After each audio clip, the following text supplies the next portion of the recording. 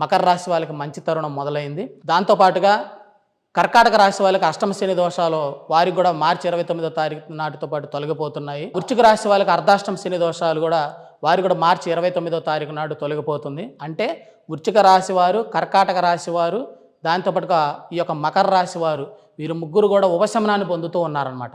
ఈ ముగ్గురు కూడా మీనరాశిలో శని ప్రవేశించడం వల్ల విపరీతమైన రాజయోగాల్ని వీళ్ళు పొంది, అంతేకాకుండా వీరు ధనం అనేటువంటి కుంభస్థలాన్ని కూడా కొట్టబోతున్నారు. అటువంటి వారు ఈ యొక్క 29వ తారీఖున వచ్చేటువంటి శని త్రయోదశి, శని ట్రాన్సిస్ట్ అయ్యేటువంటి రోజును ఉత్సవంగా జరుపుకుంటూ ఉంటారు చాలా చోట్ల.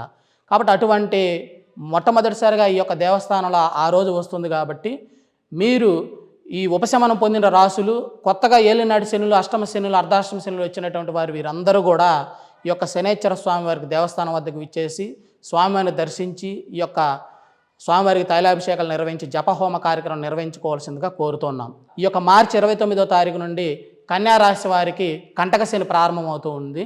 కంటక శని అంటే ఏమీ లేదు, ఈ యొక్క శని ఉన్నటువంటి స్థానం నుంచి 7వ స్థానంలోపు ఉన్నటువంటి రాశి కన్యారాశి కాబట్టి కంటక శని ఏర్పడింది.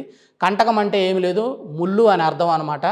అంటే ఇప్పుడు మనం నడిచి వెళ్తూ ఉన్నప్పుడు ఏదైనా ముళ్ళు మన కాల్లో గుచ్చుకుందనుకోండి, ఏమవుతుంది, మన శరీరం మొత్తం బాగున్నా కానీ కాల్లో ముళ్ళు గుచ్చుకోవటం వల్ల ఆ యొక్క బాధ వర్ణనాతీతంగా ఉంటుంది. అంటే దీని అర్థం ఏంటంటే మనం ఏ పని మొదలుపెట్టినా, ఏ కొత్త ప్రాజెక్టులు మొదలుపెట్టినా, లేదా ఏ ఉద్యోగ అవకాశాలు ప్రయత్నించినా, లేదా ఏ పోటీ పరీక్షలకు వెళ్ళినా కానీ, ఎక్కడికైనా కానీ ఆ కాల్లో ముళ్ళులాగా మనకి ఏదో ఒకటి అడ్డంకి వచ్చి బాధిస్తూ ఉంటుంది. ఆ బాధ కూడా నివారణ అవటానికి ఈ కన్యారాశి వారు కూడా స్వామివారికి కంటక శని దోష నివారణకై ఈ యొక్క అభిషేకాలు నిర్వహించుకోవాల్సిందిగా కోరుతున్నాం.